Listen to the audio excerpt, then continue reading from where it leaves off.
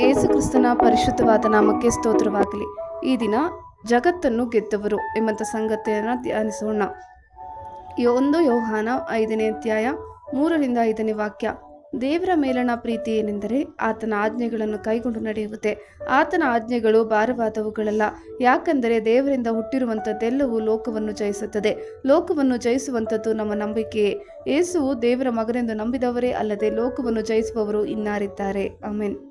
ನಾವು ಸತ್ಯವೇದದ ವೀರರನ್ನು ನೋಡಿದಾಗ ಅವರು ಏಕಾಂಗಿಯಾಗಿ ದೇವರ ಶಕ್ತಿಯಿಂದ ಯುದ್ಧಗಳನ್ನು ಗೆದ್ದರು. ಈಗ ಯೇಸು ಈ ಭೂಮಿಗೆ ಬಂದ ನಂತರ ನಾವು ಕೃಪೆಯ ಕಾಲದಲ್ಲಿ ಜೀವಿಸುತ್ತಿದ್ದೇವೆ. ಸತ್ಯವೇದ ಹೇಳುತ್ತದೆ, ದೈವಭಕ್ತಿಯ ರಹಸ್ಯ ಅದೇನೆಂದರೆ ದೇವರು ಶರೀರಧಾರಿಯಾಗಿ ಪ್ರತ್ಯಕ್ಷನಾದನು. ದೇವರು ಲೋಕದ ಮೇಲೆ ಎಷ್ಟೋ ಪ್ರೀತಿಯನ್ನಿಟ್ಟು ತನ್ನ ಒಬ್ಬನೇ ಮಗನನ್ನು ಕೊಟ್ಟನು. ಆತನನ್ನು ನಂಬುವ ಒಬ್ಬನಾದರೂ ನಾಶವಾಗದೆ ಎಲ್ಲರೂ ನಿತ್ಯ ಜೀವವನ್ನು ಪಡೆಯಬೇಕೆಂದು ಆತನನ್ನು ಕೊಟ್ಟನು. ಇದಲ್ಲದೆ ಯೇಸುವಿನಲ್ಲಿರುವ ಆತನನ್ನು ನಂಬುವವರಿಗೆ ದೇವರ ಮಕ್ಕಳಾಗುವ ಅಧಿಕಾರವನ್ನು ಕೊಟ್ಟನು. ಈಗ ಆತನ ಮಕ್ಕಳು ಜಗತ್ತನ್ನು ಜಯಿಸುವವರು ಮತ್ತು ದೇವರ ಬಾಧ್ಯಸ್ಥರು. ಆಮೆನ್.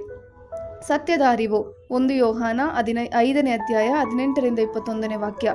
ದೇವರಿಂದ ಹುಟ್ಟಿರುವವನು ಪಾಪ ಮಾಡುವವನಲ್ಲವೆಂಬುದು ನಮಗೆ ಗೊತ್ತದೆ.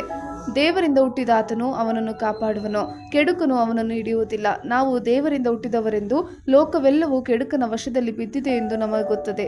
ದೇವರ ಮಗನು ಬಂದು ನಾವು ಸತ್ಯವಾಗಿರುವ ಆತನನ್ನು ಅರಿತುಕೊಳ್ಳುವ ಹಾಗೆ ನಮಗೆ ವಿವೇಕವನ್ನು ಕೊಟ್ಟಿದ್ದಾನೆಂಬುದು ನಮಗೆ ಗೊತ್ತದೆ. ಮತ್ತು ನಾವು ದೇವರ ಮಗನಾದ ಯೇಸು ಕ್ರಿಸ್ತನಲ್ಲಿ ಇರುವವರಾಗಿ ಸತ್ಯವಾಗಿರುವ ಆತನಲ್ಲಿದ್ದೇವೆ. ಆತನು ಸತ್ಯ ದೇವರು, ನಿತ್ಯ ಜೀವವೂ ಆಗಿದ್ದಾನೆ.